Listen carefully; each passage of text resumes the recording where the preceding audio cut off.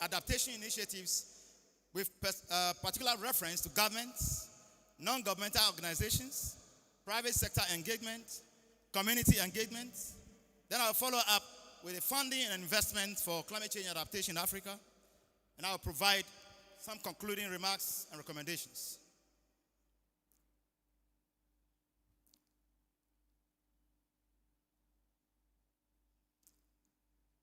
So, climate change is a change in global and regional climate patterns and attributed largely to increased levels of atmospheric carbon dioxide produced by fossil fuels, and it includes global warming, driven by human-induced emissions of greenhouse gases, and the resulting large-scale shifts in weather patterns. Fossil fuel consumption for energy is the main source driving these emissions, with additional contributions from agriculture, deforestation, and manufacturing.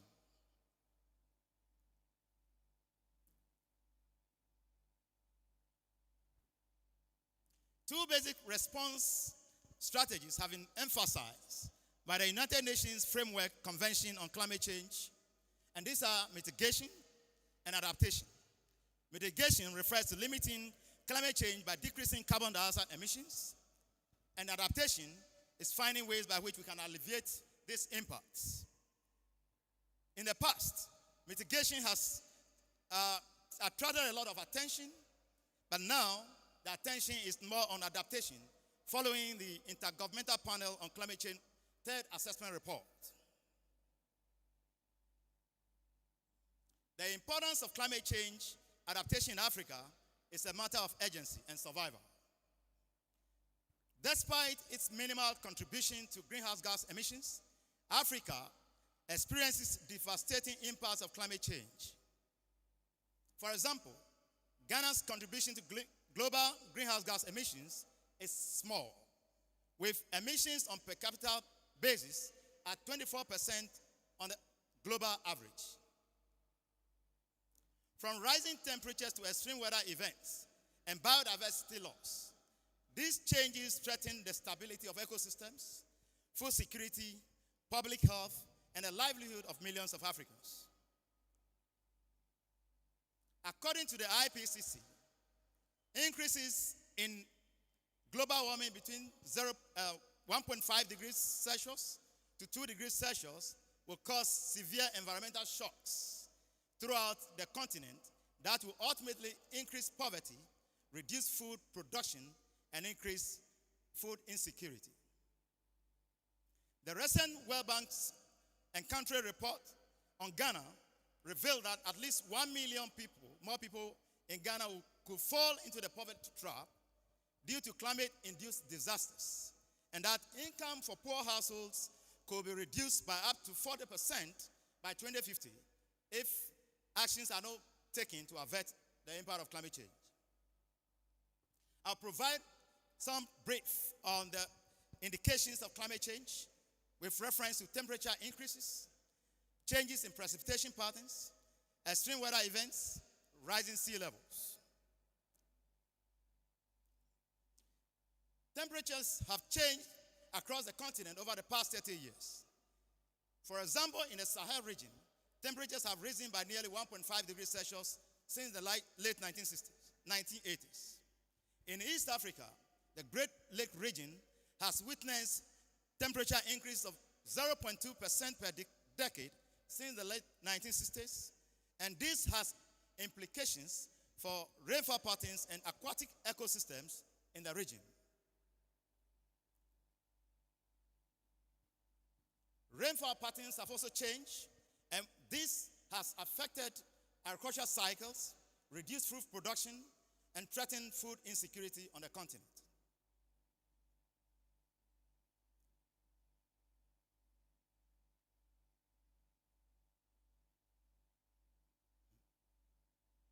You can see an example of the change in rainfall patterns across Ghana, northern part of Ghana.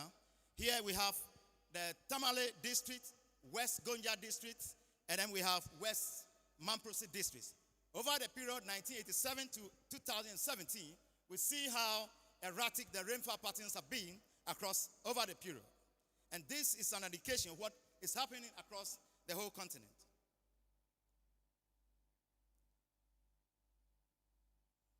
Extreme weather events is also prevalent now in Africa than before. We have the experience of hurricanes, cyclones, and prolonged periods of drought, heavy rainfall, and leading to floods and disasters. For example, in Southern Africa, the frequency of prolonged drought has risen. The southern region of Africa has experienced several consecutive years of drought with devastating impacts on agriculture and water resources. Also, in the southern part of Africa, Cyclone Idai in 2019 hit these regions and affecting a lot of inhabitants in Mozambique, Zimbabwe, and Malawi.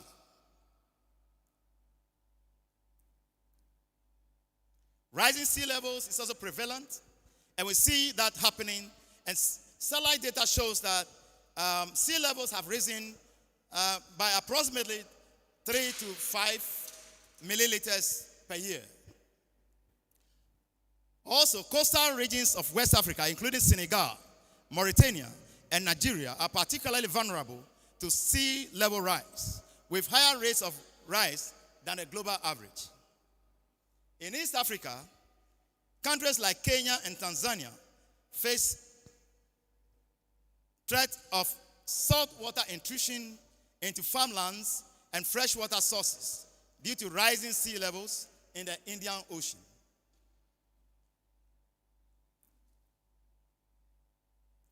I'll go on to provide a brief on what is happening regarding the impact of climate change on the continent.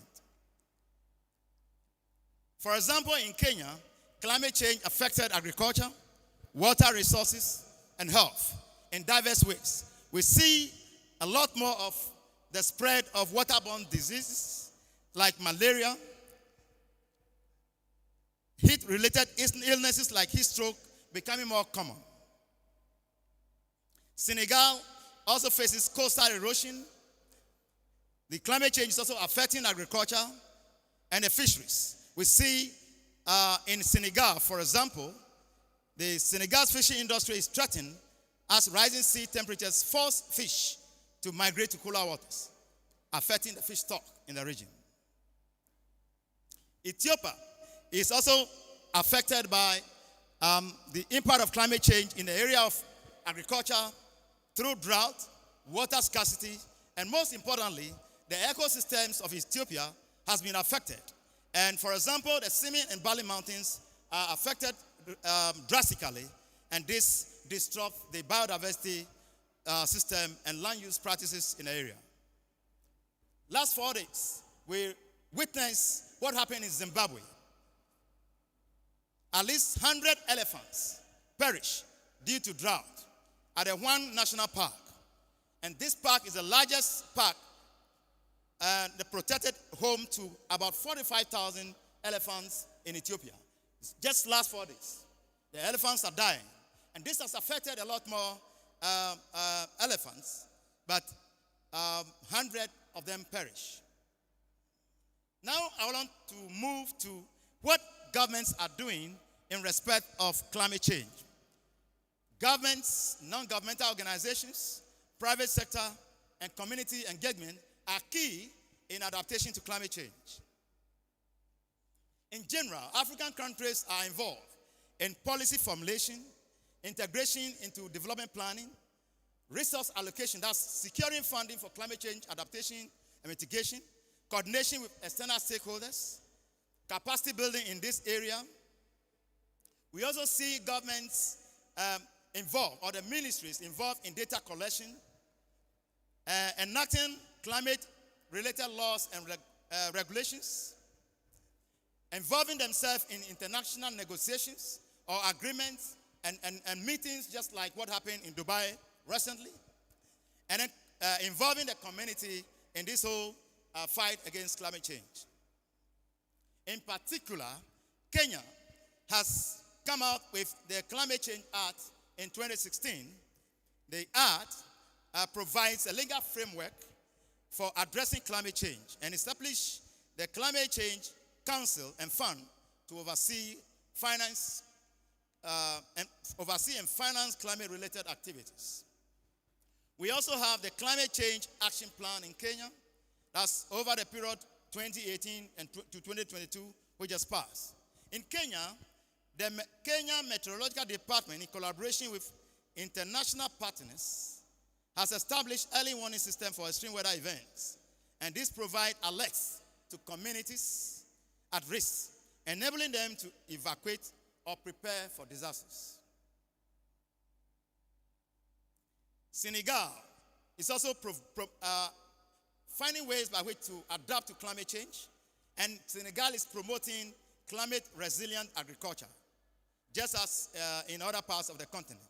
This will help farmers to be able to adapt to the changing rainfall patterns, reduce vulnerability to drought. Nigeria is also building climate-resilient infrastructure and is investing in climate-resilient infrastructure, including flood-resistant roads and bridges. For example, in Lagos, the government has constructed and elevated roads to reduce the impact of flooding during heavy rains and high tides. In Uganda, the government is involved or embarking on enhancing climate-resilient healthcare, is providing and expanding the facilities and training the health professionals to handle climate-induced health-related diseases. In South Africa, we have the Biodiversity Act of 2004, which is developed to manage climate change and biodiversity in the country. We also have the National Climate Change Response Policy. In Burkina Faso, we have the National Adaptation Program of Action, and this outlines priority adaptation projects, including sustainable land management, water resource management, and rural development. In Ghana, our own country, a key among the initiatives is the National Adaptation Strategy and Action Plan provided, and that aims at integrating climate change issues into all aspects of national development planning and decision making. This program outlines building resilience to climate change and reducing greenhouse gas emissions. And among some of the programs of action are improving water management, promoting climate-smart agriculture, enhancing climate early warning systems for extreme weather events. And also from this, the government is looking at initiatives that relates to promoting renewable energy, improving energy efficiency, and implementing sustainable land management practices. Now, as we can speak, my colleagues will bear me up. There are institutions in Ghana that are involved in climate change adaptation and mitigation issues. And these are the Ministry of Environment, Science and Technology and Innovation, the Environmental Protection Agency, the Ministry of Finance, the National Development Planning Commission, the Ministry of Energy. And as we speak now, there are focal units, climate change focal units in some of these ministries, and among them are the National Resource, Environment and Climate Change Unit at the Ministry of Finance, which oversees and coordinates climate finance in Ghana. The second one is the unit, the Forestry Commission, which serves as the unit for reducing emissions from deforestation and forest degradation, and that is a secretariat as the Forestry Commission. At the Energy Commission, we have the Renewable Energy, Energy Efficiency, and Climate Change divisions that oversees climate change issues in the energy sector. So we are also doing our bit and seeing how God will help us to move forward to be able to adapt to this climate change. I now move on to what the non-governmental organizations are doing. And general, we see that non-governmental organizations are keenly involved in mobilizing the community, providing training programs and capacity building, and trying to organize the communities to prepare for disasters and to be able to manage their resource sustainably. The non-governmental organizations are also involved in climate research. They are also involved in advocacy and playing roles in project implementation.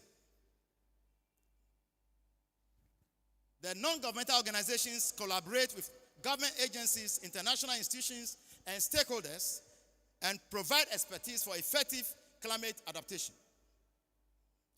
The non-governmental organizations are also involved in innovation, providing innovation technologies, practices, introducing new financing techniques or farming techniques, and energy-efficient solutions and climate-smart technologies. They are involved in disaster response as well, early warning systems, just as we mentioned. An example of this, the role of non-governmental organizations in the pursuit of climate change is the Green Belt movement in Kenya. Even though it's an environmental movement, but it has some climate change impact. And the achievement is that this contributes to the removal of carbon dioxide from the atmosphere, which contributes to the overall goal of mitigating the impacts of climate change. The other example that we want to talk about is the Moroccan Foundation for Advanced Science, Innovation, and Research. And this foundation, in collaboration with other organizations, initiated Climate Smart Agriculture Project. And this project focuses on promoting sustainable agriculture practices that are resilient to climate change. And the overall impact is increasing agricultural productivity, soil erosion, and improved water efficiency in the Moroccan agriculture. The private sector is not left out in this pursuit of adaptation to climate change. And so we want to see what the private sector is doing. The private sector is also involved in investment in climate resilient infrastructure. For example, solar technologies, green buildings, and so on and so forth. Eco-friendly practices, reducing carbon footprints, and implementing energy-efficient technologies.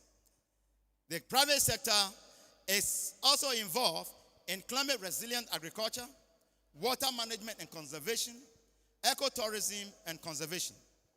And what we want to know, we have a Department of Ecotourism and Recreation and Hospitality, and this private sector here is providing roles that will improve the management in the industry in a way that will improve the habitats, wildlife, and enhance the ecosystem and resilience. The private sector also is involved in climate risk assessment and insurance, innovation and technology, and supply chain resilience. Most food companies or companies in the world have diversified their supplies, ensuring that business continues even in the midst of extreme weather or extreme weather events.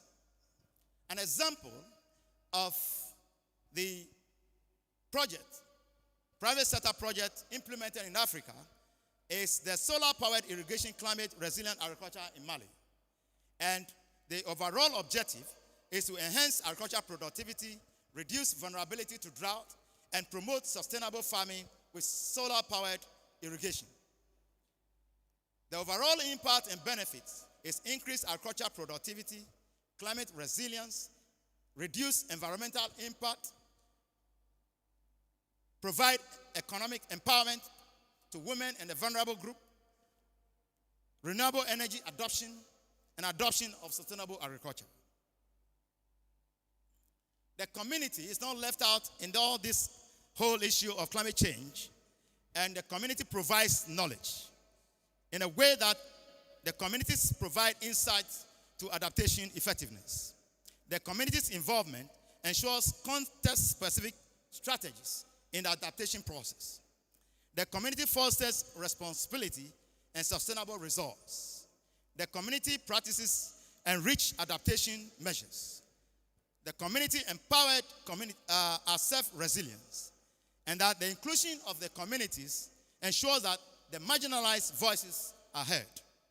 The overall kind of example that we want to talk with respect to communities' involvement in climate change adaptation is that we have the local adaptation communities. We have training and capacity building within the communities, community-led initiatives, participatory vulnerability assessments. We see that the communities are involved in several projects relating to food security, water access, disaster risk reduction, gender equality.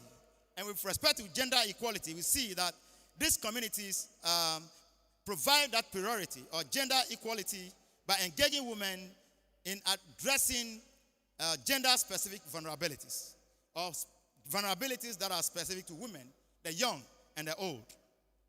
Overall, the community adaptation projects aim to enhance community resilience to climate change, reducing their vulnerability and impacts. Now we come to the funding and investments. The key sources of funding for climate change adaptation in Africa are as follows. First is the International Climate Fund, and one of them is the Green Climate Fund, the Least Developed Climate Fund. We also have the bilateral and multilateral development agencies, including the World Bank, the African Development Bank, the bilateral agencies from countries such as the United States of America, Germany, and France. We have the national government, just like Ghana is doing, the private sector investments, the non-governmental organizations are playing a role. We also have the philanthropic foundations, such as the Rockefeller Foundation or the Bill and Melinda Gates Foundation. We have the global and regional initiatives, such as the African Union and the African Ministerial Conference on Environment. The public-private partnership is also involved in providing some funds for climate change adaptation, and not to leave out the community contribution. Communities are also playing a role in all this process. Now, determining climate finance needs in developing countries is critical to identifying finance gaps and opportunities to guide stakeholders to effectively assess, allocate, and mobilize climate finance. 51 out of the 53 African countries that submitted the nationally determined contributions have provided data on the cost of implementing their NDCs. And overall, it will cost about $2.8 trillion between 2020 and 2030 to implement Africa's nationally determined contribution. African governments have committed $264 billion United States dollars of domestic public resources, accounting for about 10% of the total cost. The remaining $2.5 trillion must come from international public sources and the domestic international private sources. And this external finance support required beyond domestic public support is defined as the climate finance need. Africa's $2.5 trillion of climate finance needed between 2020 and 2030 requires an average of $250 million each year. The financing gap is significant, and all African countries together have a GDP of $2.4 trillion, according to World Bank 2021. And this implies that 10% of African countries' current GDP needs to be mobilized above and beyond current flows every year to finance climate action over the period 2020 to 2030, the Climate Policy Initiative, 2023. So what it means is that at least 9 times more climate finance is required in Africa. At approximately $30 million finance out of the $277 billion needed annually to implement the nationally determined contributions, it is very difficult to meet this kind of target by 2030. So the need here we have is $277 billion, and the flows to African countries is $29.5 billion. That is approximately $30 billion. All sub-regions and countries in Africa receive significantly less finance than their needs, with investment gap varying across countries and regions. As you can see on this graph, though not very visible, for Southern Africa, the need is $109.1 billion. The flows is $2.2 billion. Central Africa, $2.8 $8 billion US dollars. And the flows we have up to now is $1.8 billion. Eastern Africa, $72.7 billion. And the flows we have now is just insignificant, $9.8 billion. Western Africa, $24.3 billion compared to the flow of $7.3 billion. And Northern Africa, $14.9 billion compared to the flow of $5.7 billion. So we can see the wide gap between the need for climate change, adaptation, mitigation, and the flows that are coming in. Overall, 60% of these flows of finance to African countries are concentrated in 10 countries, while the remaining 40% are split across 45 countries. So these countries are Egypt, Morocco, Kenya, Nigeria, Ethiopia, South Africa, Mozambique, Cote d'Ivoire, Tunisia, and Ghana. The rest are concentrated on all these other countries. And this suggests to me that there is some socio-economic, political, and environmental factors influencing climate finance flows to African countries. Public finance contributes 86%, that is $25 billion to African countries, and private sector contributes 14%, which is $4.2 billion. And this needs to be stepped up if we want to progress in our quest for climate change adaptation in Africa. In all, multilateral development finance institutions are the largest sources of public finance for climate change adaptation. And the private sector, we have organizations providing the largest source of finance. The private sector financing is much lower than in other regions. For example, Southeast Asia, 38%, East Asia and Pacific, 39%, Latin America and Caribbean, 48%. And as you can see there, in the United States of America, the private sector is contributing 96% to the adaptation of climate change fight. In Western Europe, you have the private sector providing 59% and the public sector 41%. And so we can see that for Africa, the 14% contribution from the private sector is abysmally low, and this needs to be improved for us to continue the fight, even as we wait for funding from abroad to be able to do this. Now, from this chart, you can see that the energy systems receive the highest overall investment of $9.4 billion US dollars. And this is still slow, very small, because it's just 7% of what is estimated, and that is 133 billion US dollars. And this suggests to us that the investment in energy systems is not something that is probably of importance compared to annual investment in fossil fuels, that is 29 billion US dollars, and government fossil fuel subsidies of 37 billion US dollars. You can see the investment in other sectors as well. You have the agriculture, forestry, and other land uses, $4.6 billion. Water and wastewater, $2.6 billion. Transport, $2.6 billion. Public infrastructure, $1.3 billion. Industry, $0.2 billion. Waste, $0.2 billion. Information and communication technology, $0.1 billion across the African countries. So the same as we have in this table, you can see the percentage contribution of flows. And for agriculture, forestry, and land use, that $4.6 billion accounting for 16%. Energy system, approximately $9.4 billion accounting for 32%. And others and cross-sectional sectors, $8.5 billion accounting for 29%. And if you see down there, you see what is happening with respect to investment in adaptation and mitigation. So you have adaptation.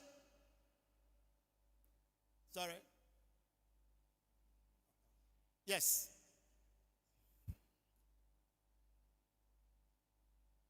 Adaptation accounts for approximately 11.4 billion US dollars, accounting for 39%. Mitigation, 14.5 or approximately 14.6 billion dollars, accounting for approximately 50%. And you see other multiple uses and unknown uses. Despite the economic and social importance of the agriculture, forestry, and other land use sectors, it received only 16% of the total climate finance in Africa. And this is abysmally low, given the fact that agriculture, forestry, and land use sectors and fisheries play a significant role in our socio-economic development and livelihood in Africa. If we narrow down to what is happening in Ghana, you see agriculture and forestry and land use sectors, 235 million US dollars, accounting for 28%. Energy systems, $277 million, accounting to approximately 25%. Others and cross-sectional sectoral sectors, we have $202 million, according to 24%. And then wastewater and waste, $145 million, that is 17%. And for Ghana, you see, adaptation, we have overall, out of the 800 million US dollars for Ghana, we have 403 million US dollars for adaptation, that's 48.5%. Mitigation, $386 million, accounting to approximately 47%. The difference not so much, but that is markedly different from what is happening in the whole Africa. In the entire Africa, we see adaptation receiving more of the finance, and that adaptation, mitigation receiving more than adaptation. But in Ghana, you see the flows for adaptation are quite higher than that of mitigation. So we go to the conclusions. What are we talking about in this lecture? Climate change poses a serious challenge to Africa's sustainable development and the well-being of its people.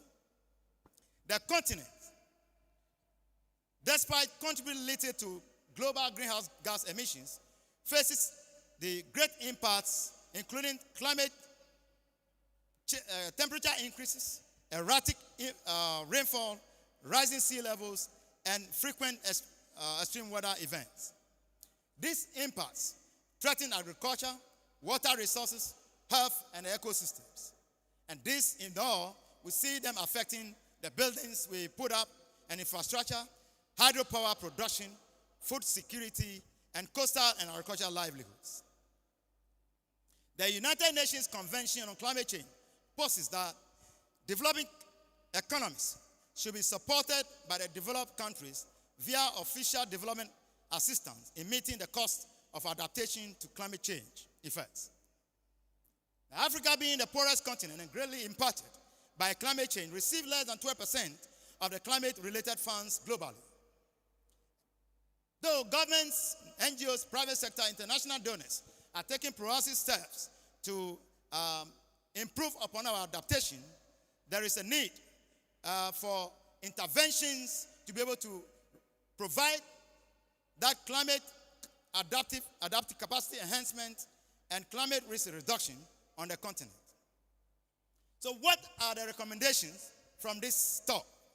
First, we need to strengthen climate change education. We need to create awareness and understanding of climate change across all levels of society. 2, we need to support local initiative, acknowledge the importance of local knowledge and community-based adaptation projects. 3, we need to drive policy changes. African governments must drive policy changes, advocate for climate-resilient policies and regulations at national and international levels. 4, we need to promote sustainable practices, including from agriculture and energy to infrastructure and water management. 5, we need to continue to collaborate with international organizations in our fight against adaptation to climate change. 6, we need to invest in research African governments must invest in data collection, climate research, and vulnerability assessment to inform evidence-based decision-making and prioritize adaptation measures effectively. 7, we need to strike a balance between adaptation and mitigation. We need to recognize the adaptation that's reducing building resilience and mitigation, reducing greenhouse gas emission in our quest for allocating finance for climate change issues in Africa. 8, we need to advocate for climate justice on the continent, ensuring that those who are historically responsible for climate change but most affected have access to resources and support for adaptation. In this respect, we need to close the gap, and this is key. International organizations, developed countries, and institutions should fulfill their commitment to provide climate finance and technology transfer for climate adaptation on the continent. Africa requires at least 9 more times climate finance. Approximately $30 billion at current climate flows are only 11% of $277 billion annually to implement, or needed annually to implement, the nationally determined contributions by 2030. In this respect, the private sector must increase its contribution in respect of climate finance. The 14% contribution to climate finance is too low compared to those other regions in South Asia, East Asia and Pacific, and Latin America.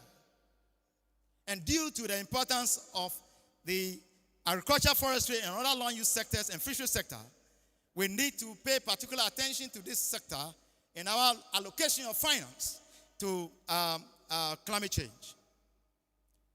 These are some of the references to the presentation, and I will say thank you very much for your attention.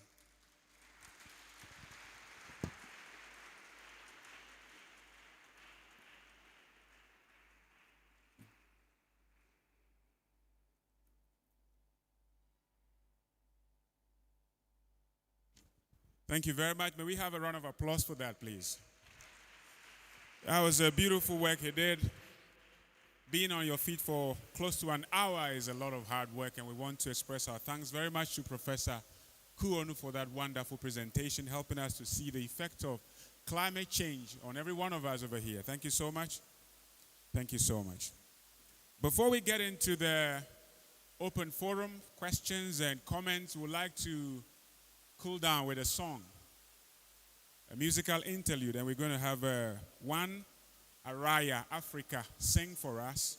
She's a staff of the university from the Department of Animal Production and Health, a senior administrative assistant, and a musician. So let's welcome on stage Araya Africa, a lady with a continent's name.